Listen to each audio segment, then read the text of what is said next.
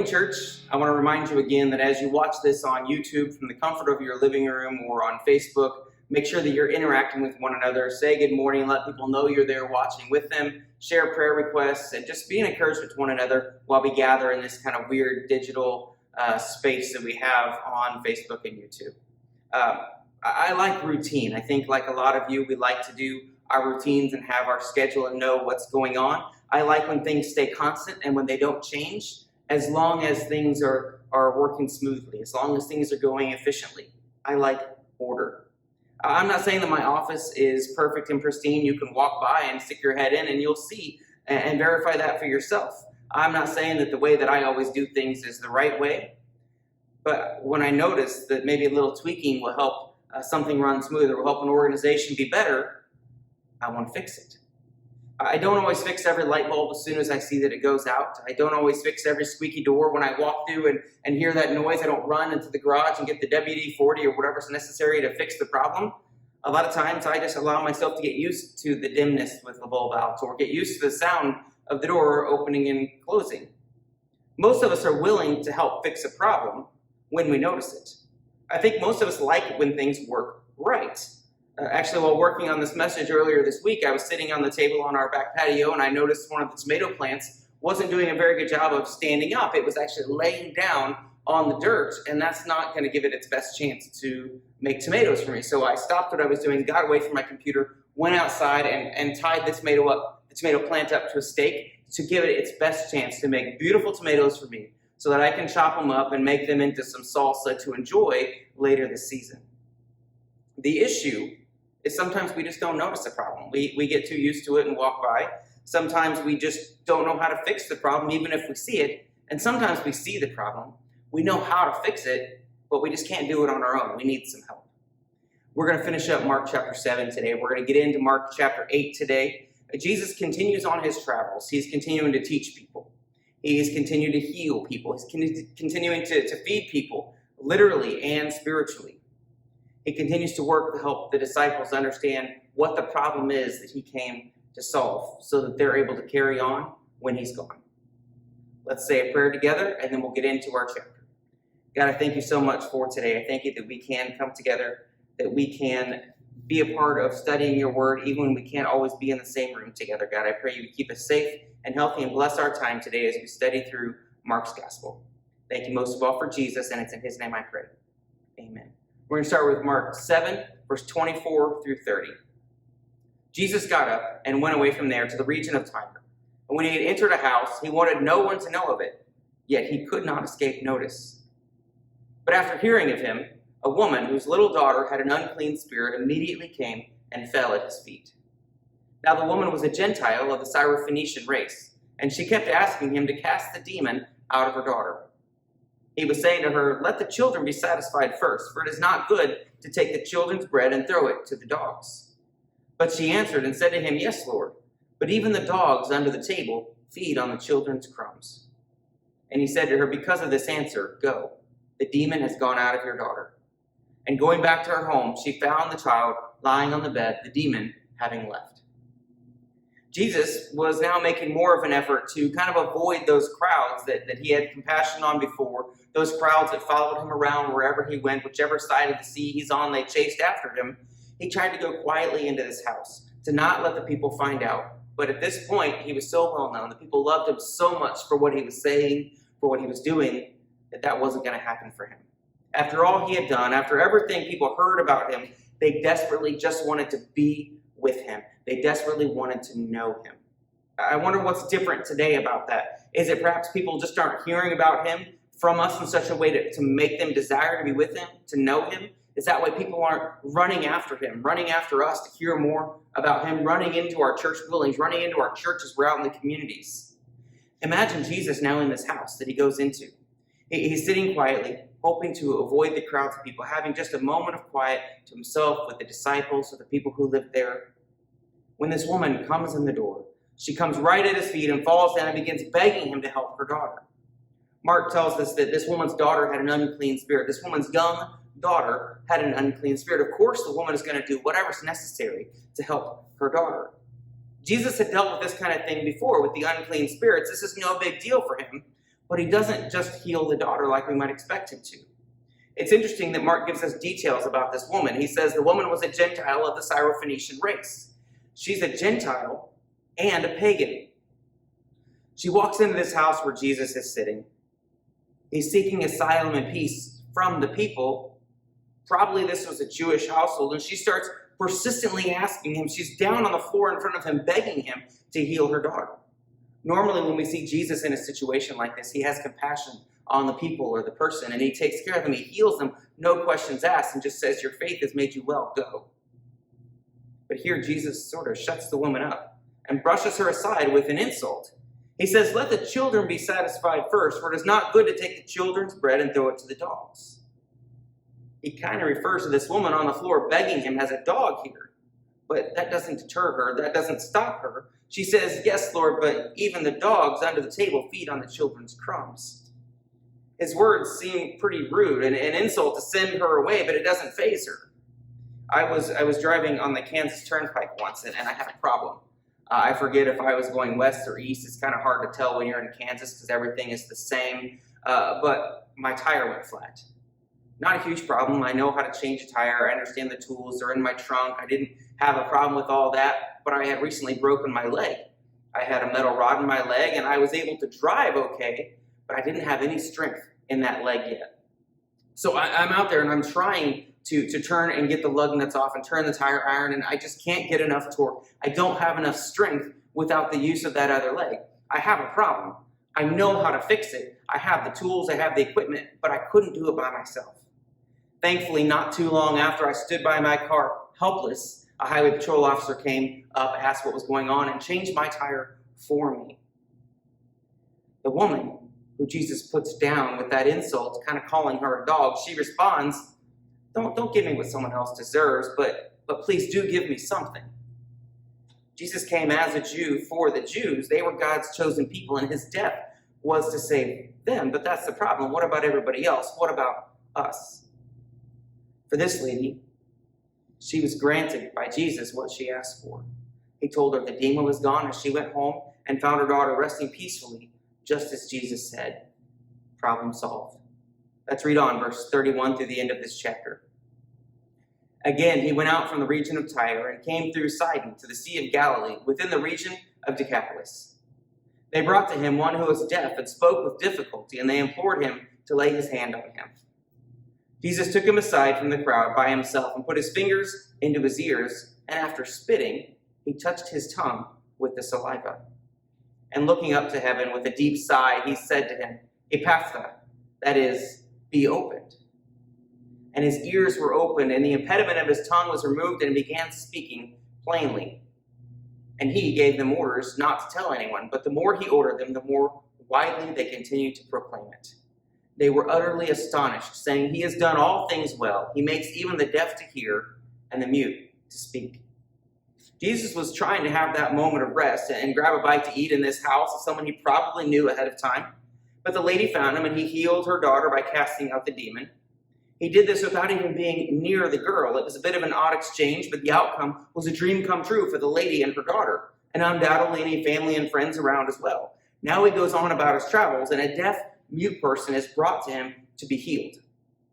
Imagine being friends or family with this guy, right? You hear about Jesus, you hear about the healings, you hear the message he's teaching, you see that he is a great man. He's a fantastic teacher, but there's something more about him. You know that he's the only way for your friend, for your son to be healed, to be able to hear, to be able to speak plainly. Maybe his mother, this was the only chance she was going to have by getting her son to Jesus to have a conversation with him and for him to hear her voice. In their society at this time, being deaf, not being able to speak plainly, meant that the only option for you was to be dependent completely on everyone else. Couldn't get a job. You could really just sit at the gates and beg. You had to lean on and be a burden to the people you loved most. So they bring this guy to Jesus, hoping that he's going to make their friend better, to take away all of his problems. Their expectation, probably, in bringing him to Jesus was what they had heard before, that Jesus would just speak and the friend would be healed. That Jesus would say the words and the lady's son would hear. But instead, Jesus takes the guy to the side, kind of away from the people, away from the crowds. Maybe his friends, his family, they try to move a little closer, try to peek around to see what's going to happen. How is Jesus going to do this? What's going to be the outcome of the situation? And they're sitting there kind of talking amongst themselves. And did Jesus just stick his fingers in this guy's ear? Why would he stick his fingers in my friend's ear? Why did Jesus just spit on the ground? Why is he reaching Jesus is rubbing his fingers in his own spit. Oh, now he's touching my friend's tongue. What's that Jesus is saying? Be opened. If they were able to see this exchange from a distance, they would have seen their friend's eyes light up at hearing for maybe the first time. They would have seen him joyfully begin to speak clearly like never before. Jesus did here for this man what only God can do. But we've seen this type of thing from him before, right? Remember when Moses complained when God sent him before Pharaoh in Exodus chapter 4, verse 10 and 11.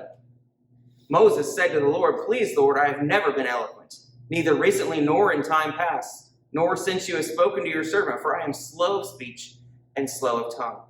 The Lord said to him, "Who has made man's mouth? Or who makes him mute or deaf or seeing or blind? Is it not I, the Lord?" Remember back in Genesis in the beginning when God created everything, and when it was all done, in chapter 1, verse 31, God saw all that he had made, and behold, it was very good. And there was evening and there was morning, the sixth day. Isaiah the prophet wrote about when God would come. He writes, "The eyes of the blind will be opened, and the ears of the deaf will be unstopped. Then the lame will leap like a deer, and the tongue of the mute will shout for joy." This was not new. This was something that only God can do, and we see Jesus doing these things only God can do because Jesus is God in the flesh. This shouldn't have been a surprise, but we read in Mark, verse 37, they were utterly astonished, saying, "He has done all things well. He makes even the deaf to hear and the mute to speak." Jesus came to solve a big problem, the problem of sin, and the problem of sin is bigger than blindness. The problem of sin is bigger than hunger. It's bigger than demons. The problem of sin is bigger even than death. Jesus is here to step in for us and take our punishment so that we can have a chance through him, through his sacrifice and death on the cross and his resurrection, to be with God eternally. But as Jesus goes along, he ends up solving a lot of smaller problems for people who come to him. And this is a trend we need to take note of because these aren't distractions getting in the way of Jesus' ultimate plan. These people coming to him aren't taking away from his mission. These people are his mission. You are his mission. Problem solved. Let's read on in chapter 8, the first 10 verses. In those days, when there was again a large crowd and they had nothing to eat, Jesus called his disciples and said to them, "I feel compassion for the people, because they remain with me now 3 days and have nothing to eat. If I send them away hungry to their homes, they will faint on the way, and some of them have come from a great distance." And his disciples answered him, "Where will anyone be able to find enough bread here in this desolate place to satisfy these people?" And he was asking them, "How many loaves do you have?" And they said, 7. And he directed the people to sit down on the ground, and taking the 7 loaves, he gave thanks and broke them and started giving them to his disciples to serve them, and they served them to the people. They also had a few small fish, and after he had blessed them, he ordered these to be served as well. And they ate and were satisfied. And they picked up 7 large baskets full of what was left over of the broken pieces. About 4,000 were there, and he sent them away. And immediately he entered the boat with his disciples and came to the district of Dalmanutha. The story is familiar. Remember Jesus feeding the 5,000, but this time these people had been with Jesus for 3 days. 3 days, and they had nothing to eat.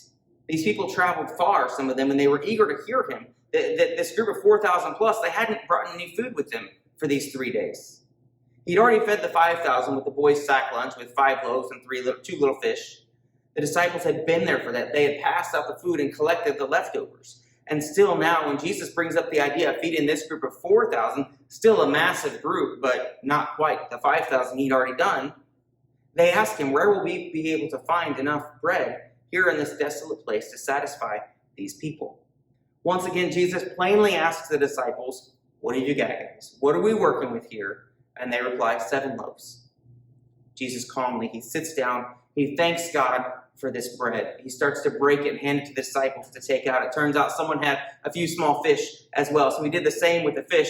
They ate, and they were all satisfied. Not only that, at the end of this meal, when everyone was satisfied, they collected 7 baskets full of leftovers. I can, at times, be a little bit of a procrastinator. I'm notoriously good at planning to come back and clean something up or finish something up later on, maybe tomorrow.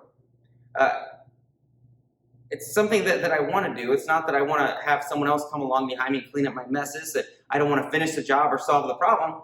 I just maybe forget about it. I don't always notice the door is squeaky. I don't always notice the light bulb has gone out. I just put it off and I forget and I stop noticing.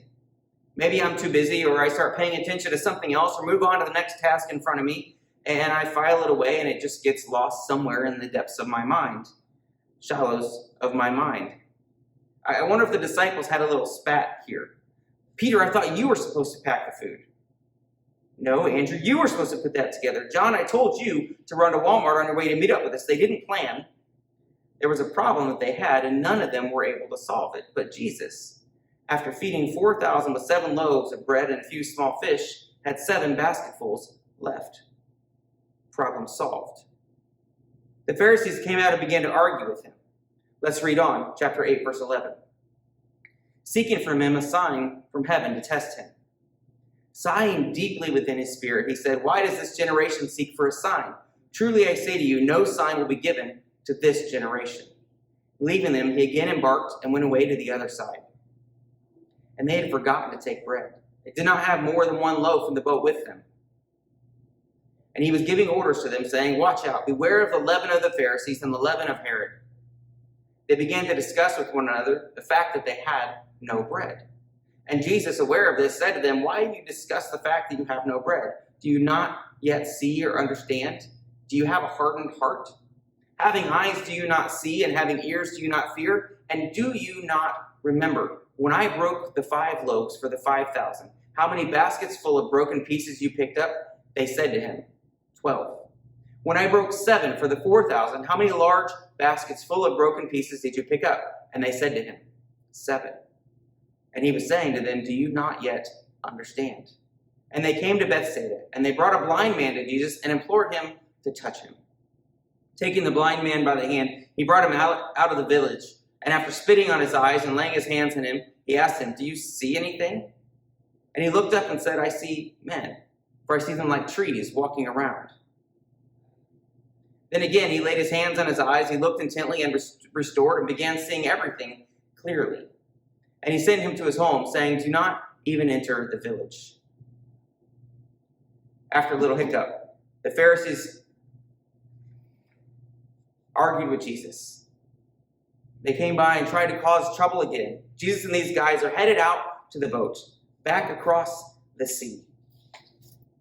The disciples weren't prepared as usual. They had that argument. Maybe John was supposed to bring the bread. Maybe it was Peter. I think it's funny that Mark sets the scene here. They had forgotten to take the bread, he wrote, and did not have more than 1 loaf in the boat with him. Jesus tries to make this teachable moment for them with these guys about the Pharisees. He's trying to warn them about the way this educated Jews, they sort of overeducated themselves and lost sight of the truth. They had lost sight of the relationship and the covenant that God wanted. They had gotten selfish and greedy and were only looking out for their own interests. Jesus is trying to talk to the disciples here about the Pharisees, to watch out for the way that they were running their lives, the way they were living their lives, they were teaching the people. They had started using the laws and the rules to build themselves up, to lead people closer to them rather than lead them and the people closer to God. But all the disciples could think of was their lack of food. Jesus cuts into their complaining conversation and says, what's wrong with you guys? When I broke the 5 loaves for the 5,000, how many baskets full of broken pieces did you pick up? They said to him, 12. When I broke the 7 for 4,000, how many large baskets full of broken pieces did you pick up? And they said to him, 7. And he was saying to them, do you not yet understand? He reminds the disciples of everything that they had seen with their own eyes. Do you guys remember when I fed 5,000? What was left? How about when I fed 4,000? How much was left over when I took a small amount and fed these massive crowds? All along, the disciples had watched him solve these problems. Big problems, small problems. All the while, he's trying to teach them. He's trying to show them. Trying to help them understand what his true purpose is. What his ultimate goal is. The Pharisees had been blinded by their own arrogance. The disciples were blind by their lack of faith and their lack of understanding. But that's an easy problem, right? We've seen him do this before. It's interesting, the flow of the story that Mark shares with us here. Jesus gets on to the Pharisees because they're busy looking for a sign, but they couldn't see it. They were hopelessly blind. Jesus tries to teach the disciples, tries to get through to them to help them understand, but they couldn't see it. They were helplessly blind. Then Mark writes about another blind man brought to Jesus, and Jesus helped him see clearly. Problem solved. And yet many of us are still unable to see. We have the advantage over the disciples, over the Pharisees, because we can read ahead in the scriptures. We can see and know what Jesus did. We have it easier than the Syrophoenician lady with the daughter with the demon. We have it easier than the man who is deaf and mute, easier than the Pharisees. We have it easier than the disciples because we can see the big picture. We can understand the full story. We can understand the problem, and we can understand how Jesus solved that problem. But understanding the problem, knowing how Jesus has already fixed the problem and solved that, does us no good if it doesn't change how we live. Knowing how the problem is solved is useless if we do nothing about it.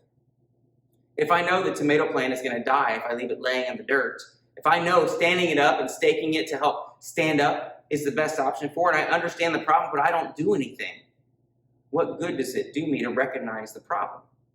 If I know how to change a tire, if I understand how the tools work and have everything I need, it does me no good if I can't do it alone and need someone else to come and no one's there.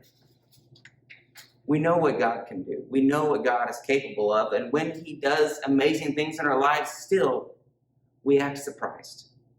God came to earth in the flesh to rescue us, to save us from ourselves and rescue us from sin and from an eternity condemned to be apart from God. And all along the way, he worked to heal. All along the way, he helps the blind to see. He took the problems of the people around him, and he takes our problems and he can solve them so that we can see who he is, so that we can see what he was all about. We get stuck in our ruts. We get stuck in helplessness. We get stuck in hopelessness. And along comes Jesus to pick you up off the ground and help you stand upright, to give you your best chance at being the man or woman he's made you to be. Along comes Jesus to give you the help that you need. Even if you know what to do and have all the tools you need to do it, he's there to help you with it. He came for you. Problem solved. I hope and pray that today you hear this message and it gets you excited about looking into the Bible, to seeing how Jesus has come, to see how Jesus has solved the problems of the people around him in the scriptures, and to understand that he can solve your problems so that you can see who he is and understand what he did for you on the cross. Have a great week, and I look forward to seeing you again soon.